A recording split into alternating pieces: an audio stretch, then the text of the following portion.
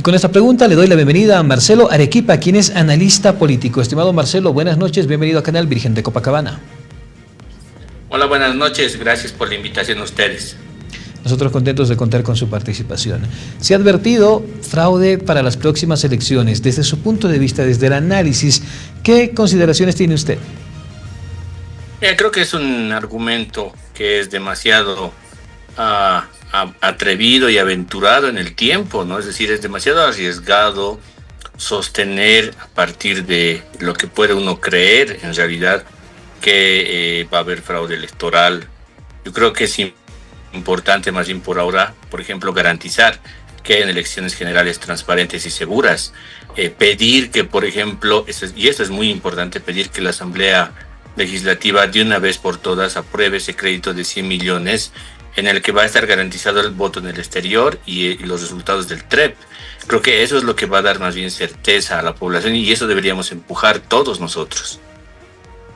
Es importante, de repente, lo que yo venía diciendo al principio de este noticiero, que tanto el TCE, el Tribunal Supremo Electoral, de repente el mismo gobierno, puedan recuperar la confianza que la población tiene un poco fragmentada, dada la repercusión de las anteriores elecciones, de anteriores gestiones, de otras autoridades, a veces de su mal actuar, de su mal manejar, y que las autoridades actuales puedan devolverle al ciudadano la confianza en nuestros procesos electorales. Se vino unas declaraciones, como usted lo menciona, de repente apresuradas por parte del empresario Claure, pero cuando nosotros hacemos la consulta a los ciudadanos de a pie, ellos dicen que tampoco es algo que esté fuera de nuestra realidad, que existe la posibilidad. Sí, existe la posibilidad. ¿Y eso por qué? Porque las anteriores autoridades han defraudado ya la confianza de la población. Hay una debilidad en relación a falta de confianza sobre las instituciones políticas en el país. Y eso no es de ahora, eso es desde hace mucho tiempo atrás. Hay una falta de confianza sobre las instituciones políticas. Y ahí creo que lo más importante ahora mismo es que pidamos que se cuide y se salvaguarde al órgano electoral como institución, primero. Segundo, que pidamos también y que observemos el accionar de algunos vocales del órgano electoral, porque algunos salen a hablar a título propio, así lo dicen, es decir, voy a hablar a título propio y eso no debería existir. Ahora mismo los vocales del órgano electoral representan a una institución, son un cuerpo colegiado, entonces no pueden ya más salir a hablar a título personal en los medios de comunicación. Debería haber un protocolo mucho más riguroso para la actuación de los vocales en los medios de comunicación. Es importante de repente no ver y cuidar desde las autoridades electorales cómo, dónde y cuándo van a dar sus declaraciones, con sentido a qué. A título personal, siendo que están llevando funciones que son tan delicadas en este momento, lo que usted considera es totalmente atinado, no debería de hacerse. Deberían ellos de llevar la voz desde el Tribunal Supremo Electoral, de poder seguir con todos los parámetros y reglamentos adecuados para garantizar los votos de la población.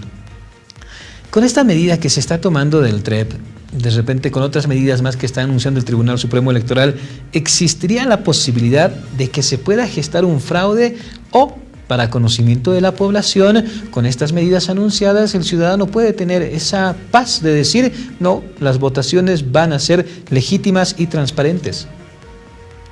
Si la Asamblea Legislativa en esta semana reconsidera ese crédito que está pendiente de 100 millones de dólares, además que es un crédito comprometido por el órgano electoral, el Ejecutivo, y algunos otros políticos en el país para que se utilice además de esas divisas para contratar el TREP y para garantizar el voto en el exterior, yo creo que esa es una muy buena señal de seguridad y de certeza de que las siguientes elecciones que vamos a vivir en agosto van a ser elecciones seguras y van a ser elecciones transparentes.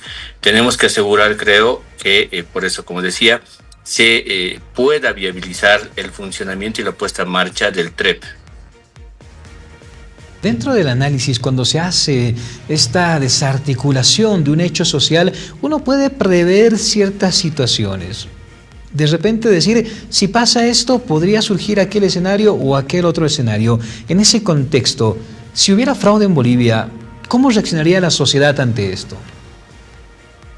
Mira, yo creo que ya hemos vivido hace poco tiempo un momento bastante complicado en este sentido, un momento de tensión social muy grande, y creo que está clarísimo que un problema político como ese no puede volver a ocurrir en el país. Tenemos que aprender de las lecciones que hemos vivido en los últimos años en el país y tenemos que, por tanto, asegurar que el funcionamiento del órgano electoral sea claro, sea homogéneo, cohesionado como un cuerpo colegiado, y segundo, se garantice que hayan recursos suficientes para que se implemente el TREP. No hemos tenido eso en los anteriores procesos electorales y ahora creo que es fundamental. De repente, para que la población pueda tener esa certeza, esa seguridad de que si se implementa este sistema de control de manera en tiempo real, porque así es como se denomina el TREP, se puede tener esa garantía de que las elecciones van a ser justas, transparentes, y de que no va a haber aquello que se había visto ya, como usted lo mencionó en elecciones pasadas, esa desaparición de la información y luego ese cambio en las estadísticas, que es lo que le genera ahora al ciudadano la desconfianza necesaria. Dentro de estos parámetros de un posible fraude electoral, ¿existe algo que los políticos, que los precandidatos o que las casas políticas puedan hacer para garantizar que las elecciones sean transparentes, o si tienen la tuición para poder fiscalizar o preguntarle al órgano electoral si se está realizando de manera transparente todo este proceso? Ahora solamente lo que los partidos políticos tienen que hacer y están llamados es, primero, a garantizar ese crédito de 100 millones de dólares. Segundo, a aprobar las leyes que son necesarias para, por ejemplo, garantizar que haya el tema de que los resultados que salen ese día no sean vueltos otra vez en cuestionamiento, es decir, la preclusión de los datos electorales. Todo ese paquete de leyes que se han comprometido en aprobar deberían ser aprobados. Luego, por tanto, para más adelante ya es el órgano electoral el que tiene la responsabilidad absoluta para llevar adelante todo el proceso electoral y para garantizar su funcionamiento. Ahí ya no interviene ningún político, absolutamente. Ahí ya es responsabilidad plena del órgano electoral. Ahí la pelota estará en su cancha plenamente. Pero mientras tanto necesitamos que el órgano electoral viabilice las leyes pendientes para el órgano electoral y también viabilice la Asamblea Legislativa ese crédito de 100 millones. Marcelo Claure ha dicho de manera directa: se está gestando un megafraude para las próximas elecciones. ¿A razón de qué cree que vienen estas declaraciones? ¿De verdad han habido algunas señales desde el análisis profundo que hacen ustedes al respecto de un posible fraude, o simplemente son declaraciones lanzadas al calor del panorama electoral?